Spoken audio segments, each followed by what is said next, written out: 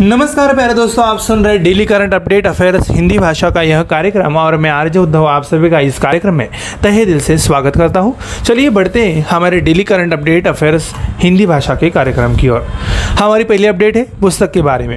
दिल्ली के उपराज्यपाल ने स्वतंत्रता आंदोलन के गुमनाम नायकों पर पुस्तक का विमोचन किया। दिल्ली के उपराज्यपाल वीके सक्सेना ने घोषणा की कि राष्ट्रीय राजधानी में जल्द ही स्वतंत्रता संग्राम में दिल्ली के गुमनाम नायकों को समर्पित एक स्मारक होगा। उपराज्यपाल ने राजनिवास में एक समारोह में Delhi in the era of revolutionaries 1857 to 1947 की 1857 से 1947 तक पुस्तक का विमोचन किया। एलजी कार्यालय से बयान में कहा गया कि यह पुस्तक स्वतंत्रता संग्राम में दिल्ली के अपेक्षाकृत कम हयात और गुमनाम नायकों की स्मृति में समर्पित है, जिन्होंने बड़े पैमाने पर प्रयास और बलिदान किए। उन्होंने कहा कि भारत के स्वतंत्रता संग्राम का इतिहास भी दिल्ली के हर आम निवासी की कहानी है। बढ़ते हैं, अगली अपडेट है अर्थव्यवस्था के बारे में।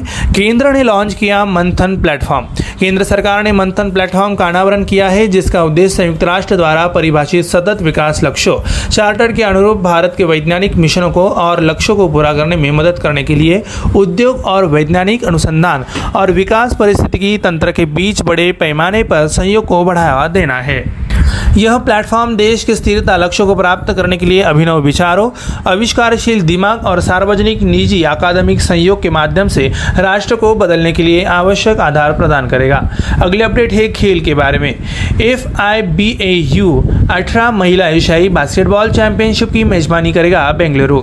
अंतर्राष्ट्रीय बास्केटबॉल महासंघ FIBA 5 से 11 सितंबर तक बेंगलुरु के श्री कांतेबा और कोरमंगला इंडोर स्टेडियम में फीफा U18 महिला एशियन चैंपियनशिप की मेजबानी करने वाला है। इस आयोजन में 16 देश भाग लेंगे। चैंपियनशिप 2 डिवीजन में होगी। ए और बी डिवीजन ए में देश में है चीन, इंडोनेशिया, भारत, जापान, कोरिया, चीन, ताइपे, ऑस्ट्रेलिया और न्यूजीलैंड डिवीजन बी में है और Hong Kong, Jordan, Malaysia, Maldives, Mongolia, Philippines, Samoa और थाईलैंड है। अगली अपडेट है बैंकिंग के बारे में। मेघालय करेगा उत्तर पूर्व ओलंपिक के दूसरे संस्करण की मेजबानी।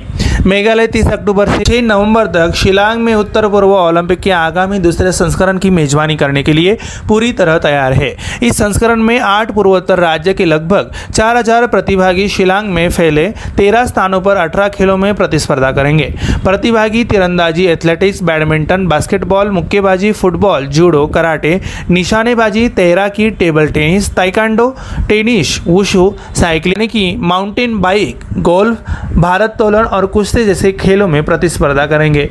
अगली अपडेट है राज्य के बारे में। देश की पहली electronic double decker bus Mumbai में लॉन्च हुई। केंद्रीय सड़क परिवहन और राजमार्ग मंत्री नितिन गडकरी ने मुंबई में भारत की पहली AC डबल डेकर इलेक्ट्रॉनिक बस का उद्घाटन किया।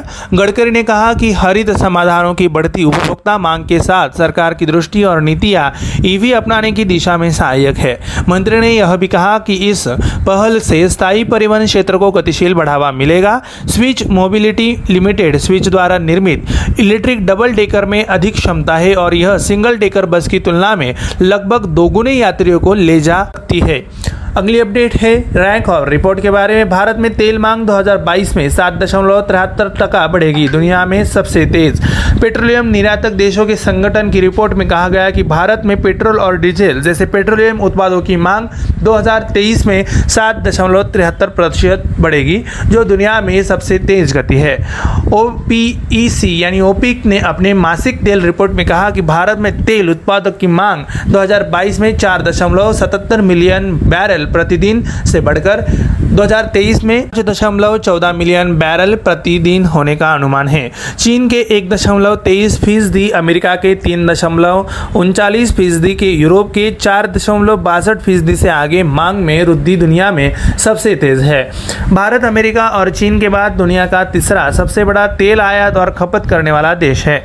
अगली अपडेट है योजनाएं और समितियों के बारे में। दिल्ली के मुख्यमंत्री अरविंद केजरीवाल ने मेक इंडिया नंबर 1 मिशन शुरू शुरू किया। दिल्ली के मुख्यमंत्री और आम आदमी पार्टी आप के संयोजक अरविंद केजरीवाल ने भारत को दुनिया का नंबर 1 देश बनाने के लिए एक राष्ट्रीय मिशन शुरू किया है और सभी नागरिकों को और राजनीतिक दलों से इसमें शामिल होने का आह्वान किया है। उन्होंने कहा कि इस लक्ष्य को हासिल करने के लिए नागरिकों को मुफ्त शिक्षा और स्वास्थ्य सेवा, युवाओं को रोजगार, महिलाओं को समान अधिकार और सम्मान, और किसानों को उनके उत्पादों का उचित मूल्य प्रदान करना आवश्यक है। श्री केजरीवाल ने कहा कि वह लोगों को पहल में शामिल होने और इसके उद्देश्यों को प्राप्त करने के लिए प्रोत्साहित करने के लिए मिशन मेक इंडिया नंबर 1 के हिस्से के रूप में देश भर में यात्रा करेंगे। अगली अपडेट है अंतर्राष्ट्रीय के बारे में। यूनाइटेड किंगडम मुद्रास्फीति 10.1% तक बढ़ी। ब्रिटेन की मुद्रास्फीति पिछले महीने की अपेक्षा से अधिक बढ़कर 40 वर्षों में उच्चतम स्तर पर पहुंच गई, जिससे उपभोक्ताओं पर दबाव बढ़ गया है और सरकार और बैंक ऑफ इंग्लैंड की ओर से कार्रवाई के लिए दबाव बढ़ गया।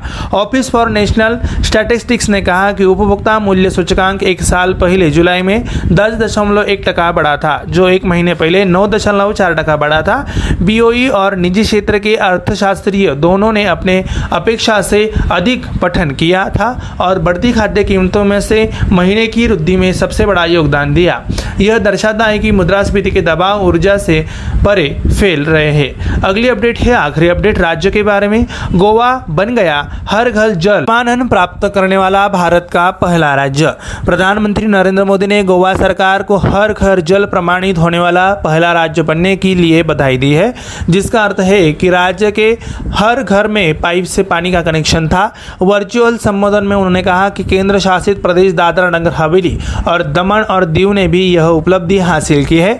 जल जीवन मिशन के तहत हर घर जल उत्सव पणजी में आयोजित किया गया था और इसमें गोवा के मुख्यमंत्री प्रमोद सावंत और केंद्रीय मंत्री गजेंद्र सिंह शेखावत ने भाग लिया था। प्रधानमंत्री ने कहा गोवा देश के विभिन्न मिशनों में अग्रणी रहा है। प्यारे दोस्तों, हमारा daily current update affairs Hindi भाषा का यह कार्यक्रम यहीं पे समाप्त होता है। मैं आरजे उद्धव आप सभी से लेता हूँ इजाजत। तब तक के लिए ऐसे ही बने रहिए और सुनते रहिए हमारा प्यारा radio MPSC Guru, spread the knowledge, powered by spectrum academy.